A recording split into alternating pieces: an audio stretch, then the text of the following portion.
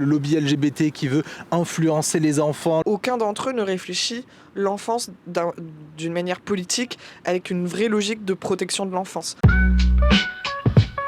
LGBT qui veut influencer les enfants, le lobby LGBT qui veut les contrôler et même qui veut les obliger à transitionner. Qu'est-ce que vous leur faites de si horrible? Ceux qui font tout ce travail de désinformation et tout ça, eux sont pas du tout de bonne foi. C'est une vraie stratégie politique de commencer par les enfants, d'interdire les transitions des enfants, pour plus tard interdire celles des adultes, et non seulement les interdire, mais réprimer les médecins qui pourraient venir soutenir, réprimer toutes les personnes qui pourraient aider, en sachant que non seulement je suis d'accord avec toi sur le fait que les enfants servent de cache à leur propre phobie, mais c'est surtout qu'aucun d'entre eux ne réfléchit l'enfance d'une manière politique avec une vraie logique de protection de l'enfance. Quand on voit ce qui s'est passé à Bétarab et dans tous ces lycées, ces écoles catholiques intégristes, quand on voit ce qui se passe à Stanislas, et que les gouvernements, et pareil, qu'ils soient du PS à la droite, n'en ont rien à faire, ont eu les informations, et c'est pas un secret, les informations sont arrivées sur les tables des ministères,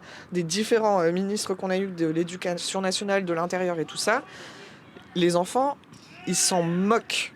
Ce n'est pas un sujet politique pour eux, c'est juste un épouvantail pour enlever des droits à d'autres personnes. On propose un accompagnement si besoin, si la personne est intéressée, mais en aucun cas on va la pousser vers quelque chose.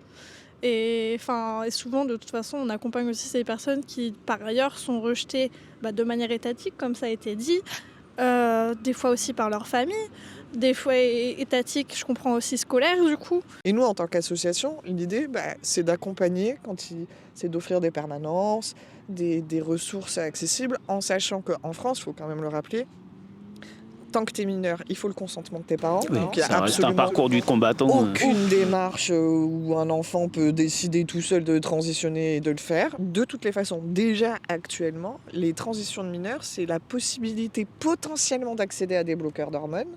Et encore, c'est vraiment pas un automatisme. Quand on parle de prévention sexuelle qui ont aussi lieu à des paniques morales, que ce soit au niveau du consentement et tout, et on invente des trucs comme quand on veut apprendre des dingueries, je sais pas quoi, au maternel, alors qu'il n'est pas question de ça, il est juste question d'apprendre à dire non, concrètement, et de reconnaître les choses telles qu'elles sont, donc c'est le b.a.-ba. Donc déjà, prévention sexuelle, en général, ça passe à la trappe, alors les thématiques LGBT, en général, c'est...